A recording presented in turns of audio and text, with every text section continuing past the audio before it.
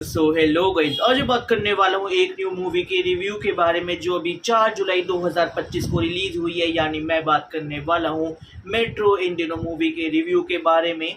और ये जो 2007 में एक मूवी आई थी लाइफ इन अ मेट्रो, उसका मनीक्वल है। बेसिकली मैंने अपनी एक न्यू टर्म निकाली है मनीक्वल, जिसका मतलब होता है मनी वाला सीक्वल। कि तुम्हारा पहला पार्ट चल गया, अब तुम उसके कुछ सालों बाद उसका दूसरा पार्ट ला रहे हो जिसका पहले पार्ट से कोई लिंक नहीं है। हाँ, अगर तुमने अपनी 2007 यानी आज से 18 साल पहले आई अपनी movie life in a metro नहीं देखी तो उससे कुछ फर्क नहीं पड़ेगा। ये मूवी बिल्कुल अपनी फ्रेश होती है। और अगर मैं इसके डायरेक्टर के बारे में बात करूँ, इसके डायरेक्टर सेम होते हैं। यानी उसमें भी अपने अनुराग बसु थे, इसमें भी अपने अनुराग बसु थे। एंड इन केस, चलो वैसे तुम जानते होंगे, but for a one chance अगर तुम नहीं जानते कि अनुराग बसु ने क्या क्या बनाया तो मैं बताता हूँ। गैंग्स ऑफ वासेपुर, फिर उसके बाद लूडो हो गई, लाइफ इन अ मेट्रो मैंने जैसा बताया वो हो गई, बर्फी हो गई, जग्गा जासूस हो गई। मतलब जितनी भी अपनी आइकॉनिक मूवीज़ हैं, जो मूवीज़ अपने उन पे ज़्यादा बिकी है, लाइक जिनका म्यूज़िक भी बहुत ज़्यादा स्ट्रांग होता है और वो अपने मूवी के अंदर म्यूज़िक नहीं डालते, वो अपने म्यूज़िक के अंदर मूवी डालते हैं। और वो वाला मैजिक हम कहीं ना कहीं अपने लाइफ इन अ मेट्रो में भी देख सकते हैं और वही हम अपने मेट्रो इन दिनों में भी देख सकते हैं। देखो, इसका जो नाम है ना मेट्रो इन दिनों, तो ये मेट्रो अपनी जो दिल्ली मेट्रो चलती है इसका मतलब नहीं होता। ये इस मेट्रो का मतलब होता है मेट्रोपॉलिटन सिटीज़। और अपने वो इंडिया में अगर देखा जाए तो सबसे ज़्यादा हाईलाइट में 4 ही होती है, दिल्ली, मुंबई, कोलकाता और बैंगलोर। और उन्हीं चारों पे इसमें 4 कहानियाँ होने वाली है। अगर मैं इसकी स्टार कास्ट के बारे में बात करूँ, इसके अंदर होने वाले हैं अपने पंकज त्रिपाठी के साथ कोकना, फिर अपने सारा अली खान के साथ आदित्य रॉय कपूर, अली फैजल के साथ होने वाली है फतिमा सना शेख और अनुपम खेर के साथ होने वाली है नीना गुप्ता। देखो, सीधा सीधा अगर मैं इस मूवी के प्लॉट के बारे में बात करूँ, क्योंकि स्टोरी में ऐसा कुछ बताने लायक नहीं है, ये फील करने वाला ज़्यादा है। तो इस मूवी का प्लॉट होने वाला है अपने old friends, new friends, successful marriage और अनसक्सेसफुल मैरिज। ये पूरा प्लॉट इसी के अराउंड घूमने वाला। और मैं तुम्हें एक एक कैरेक्टर कौन कौन सा क्या रोल प्ले करने वाले, देखो मैं उनके नाम नहीं बताने वाला। बट अगर मैं तुम्हें बताऊं, जो अपने पंकज त्रिपाठी और जो अपनी कोकोना होती है, ये बहुत सालों से अपनी शादी में हैं। और इनका शादीशुदा जो सिस्टम है वो स्टार्टिंग का तो हैप्पी हैप्पी था, बट अब दोनों एक दूसरे से उखड़े रहने लग गए हैं, दोनों का फ्लेवर खत्म हो गया है, दोनों में कलेश बहुत ज़्यादा चलते हैं। और जो अपनी कोकोना होती है उसको लगता है कि मेरा पति मेरे से बोर हो चुका है, इसलिए वो मुंह मारने कहीं बाहर जाता है। मेरे पति का एक्स्ट्रा मैरिटल अफेयर चल रहा है। और बिना किसी सबूत के, बिना कुछ सोचे, इस चीज़ को सिर्फ अपने थॉट में रखते हुए कोकोना खुद अपने एक्स्ट्रा मैरिटल अफेयर कर लेती है कि मेरा पति गलत है तो मैं गलत हूँ, मेरा पति मेरी सोच में गलत है, बट मैं तो सच में गलत हो जाऊंगी ना। उसके बाद अगर मैं बात करूं अली और फातिमा के बारे में, तो अली और फातिमा को दिखाते कि अपने हाई स्कूल के लवर्स होते हैं, फिर उसके बाद वो प्यार जैसे जैसे और गहरा होता रहता है। ये दोनों शादी कर लेते हैं, शादी के जस्ट स्टार्टिंग के कुछ साल ही बीतते हैं, ये 2 से 3 हो जाते हैं। नहीं, मैं अपने बाहर वाली की बात नहीं कर रहा, मैं बात करने वाला हूँ अपनी फातिमा प्रेग्नेंट हो जाती है और वो एक बच्चा डिलीवर करने वाली होती है।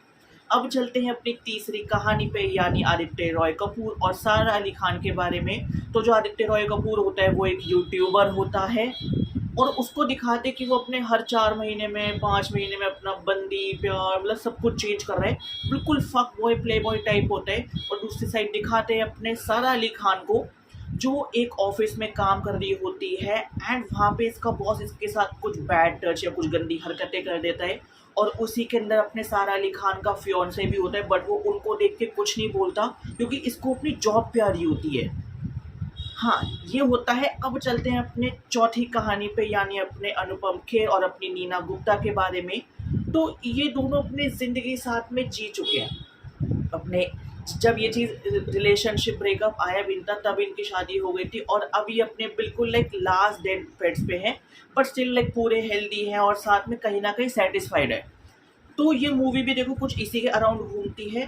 और ये मेरे हिसाब से हर किसी इंसान की ज़िंदगी में 4 फेजेस आते हैं और ये 4 फेज मेरे हिसाब से भाई हर कोई जीता है, हर कोई जीना चाहता है। देखो, जो 16 साल से 18 साल से ऊपर के लोग हैं, मतलब बच्चे हैं, वो इसको ईजिली रिलेट कर पाएंगे। आई एम 22, तो मैं वो सेकंड फेज़ मैं अपने वो फर्स्ट फेज़ में आता हूँ, जहाँ पे अपने आदित्य रॉय कपूर है और अपनी सारा अली खान है।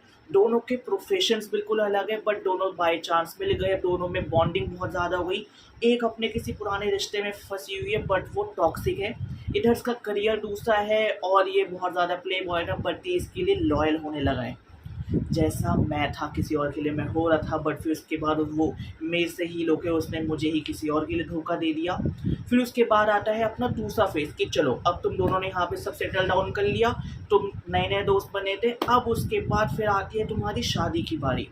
तुम दोनों ने साथ में शादी कर ली, कुछ साल बीते और तुम्हारा एक बच्चा हो गया, यानी यहाँ पे फिट होते हैं अली और फ़ातिमा। चलो, वो बच्चा भी अब हो गया बड़ा, अब तुम्हारी शादी को 15-20 साल हो चुके हैं। तुम अभी भी अपने लेट 40s में हो और अपने तुम जवान हो, बट उतने नहीं जितने तुम पहले थे। और अब तुम्हारे बीच में वो फ्लेवर ख़त्म होने लगा है, वही किच-पिच कर तुम्हारे बीच में कलेश बहुत ज़्यादा होने लग गया है। और जिसकी वजह से या तो पति का पत्नी पे या फिर पत्नी का पति पे शक होने लगा है, और दोनों एक बंधन में ज़बरदस्ती बंधे हुए हैं। अब इसके बाद आ जाते हैं अपने उस फेज़ के भी बाद, जब तुम बिल्कुल बूढ़े हो चुके हो, तुम 65-70 साल के हो चुके हो, तुमने वो कलेश, वो सारी चीज़ें तुमने जी ली है साथ में। अब बस तुम साथ में अपने आखिरी के कुछ साल, कुछ मिनट, कुछ घंटे या कुछ, तुम्हें भी नहीं पता तुम आखिरी में कब तक एक-दूसरे के साथ हो, वो तुम साथ में जीने वाले हो। और फिर उसके बाद ऐसे करते-करते मूवी का क्लाइमैक्स आ जाता है।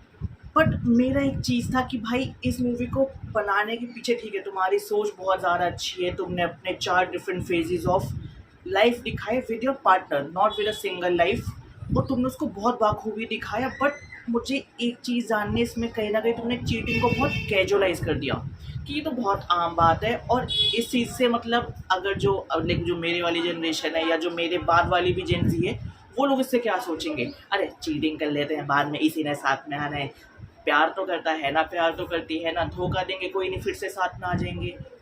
तो इससे वो वाला भी थोड़ा वो निकलता है। मतलब मैं ये नहीं कह रहा मैंने उस चीज़ को लिया, बट मैं इसका एक सेकंड पर्सपेक्टिव भी देख रहा था, वो कहीं ना कहीं मुझे फील हुआ। देखो, इस मूवी के अंदर जो अपनी चारों मेट्रोपॉलिटन सिटीज़ यानी दिल्ली, मुंबई, कोलकाता और बैंगलोर, उनको दिखाया गया है, तो वो बिल्कुल आज के टाइम का बहुत सही रिप्रेजेंटेशन किया गया है कि हमारी लाइफ हमारे शहरों में इतनी ज़्यादा बिजी हो चुकी है कि हम खुद के लिए ही खुद से टाइम नहीं निकाल पाते। हम पैसा कमाते हैं अपनों के लिए, बट हम उनको टाइम ही नहीं दे पाते। एंड ये वाली चीज़ भाई उन्होंने जिस तरीके से पोर्ट्रे की है, एंड भाई दोज इमोशंस, जहाँ अपना बॉलीवुड अपने मास में अटका हुआ है, एक्शन में अटका हुआ है। भाई मैंने अभी अपनी काली धर लापता देखी, फिर मेट्रो इन दिनों देखी, दोनों को देख के मुझे बहुत ज़्यादा मज़ा। भाई मेट्रो इन दिनों, वो तुम्हारी मूवी की स्टोरी चलती रह रही है और बीच में तुम अपना म्यूज़िक डाल रहे हो, मतलब 2.5 घंटे की ये मूवी है, बैक टू बैक अपने गाने आ रहे हैं और वो अपनी स्टोरी को कंटिन्यू करते हुए चल रहे हैं। Feel so good, feel so blessed. मतलब मुझे पर्सनली भाई मूवी काफ़ी अच्छी लगी। मैं मूवी का कुछ फ्लॉ निकालूंगा तो गाने थोड़े, मतलब ऐसा था कि हाँ ठीक है देख के मज़ा आ रहा है, बट अगर तुम खाली सेपरेट गानों को सुनोगे या फिर उनकी एल्बम को सुनोगे तो हो सकता है तुम्हें वो इतने अच्छे ना लगे। बस वो मूवी की टोन के हिसाब से बिल्कुल परफेक्ट बैठते हैं, बाकी कोई शिकायत नहीं है। तो गाइस यहाँ पे खत्म होता है मेट्रो इन दिनों मूवी का रिव्यू। और अगर मैं इसके अदर एस्पेक्ट्स के बारे में बात करूँ, सबसे पहले आती है अपनी एक्टिंग। देखो, इतनी बड़ी स्टार कास्ट थी, हर किसी से एक्टिंग निकलवाना, हर किसी को अपने मेन लीड में रखना, ये सिर्फ अनुराग बसु कर सकता है। हम ऑलरेडी अपनी लूडो में देख चुके हैं। और अगर मैं ये चीज़ में और अच्छे से बात करूँ तो मेरे हिसाब से मुझे आदित्य रॉय कपूर, अली फैज़ल, पंकज त्रिपाठी, मुझे इन तीनों की एक्टिंग बहुत ज़्यादा अच्छी लगी। बाकी सबकी भी अच्छी थी, बस इन तीन की कुछ ज़्यादा अच्छी लगी, या ये तीनों मेरे फेवरेट भी हैं, तो थोड़ा वो एक फैक्टर हो सकता है फेवरिज्म वाला। Story wise it was top notch. Director, DOP, editor, सबने बहुत अच्छा काम किया है। तुम एक मूवी को किस तरीके से दिखा रहे हो, क्या क्या पर्सपेक्टिव रख रहे हो, क्या वो सारी चीज़ें कर रहे हो, उस चीज़ का वो रिप्रेजेंटेशन बहुत अच्छे से हुआ है। और बाकी गाइज यहाँ पे ख़त्म होती है अब ये वाली वीडियो। और अगर तुम्हें वीडियो अच्छी लगी तो इस वीडियो पे लाइक कर दो, इस वीडियो पे कमेंट कर दो, इस वीडियो पे शेयर कर दो। और अगर तुम अपनी इतनी बड़ी स्टार कास्ट में किसी के भी फ़ैन हो तो इस वीडियो पे कमेंट कर दो। इस मूवी को देख के नहीं आए तो भाई जाके चेकआउट करो, देख के आ चुके हो तो बताओ कैसा लगा। और ऐसी कोई चीज़ जो मैंने मिस कर दी तुमने देखी, उसको भी कमेंट में बता देना। बाकी जल्द मिलते हैं एक और नई वीडियो के साथ।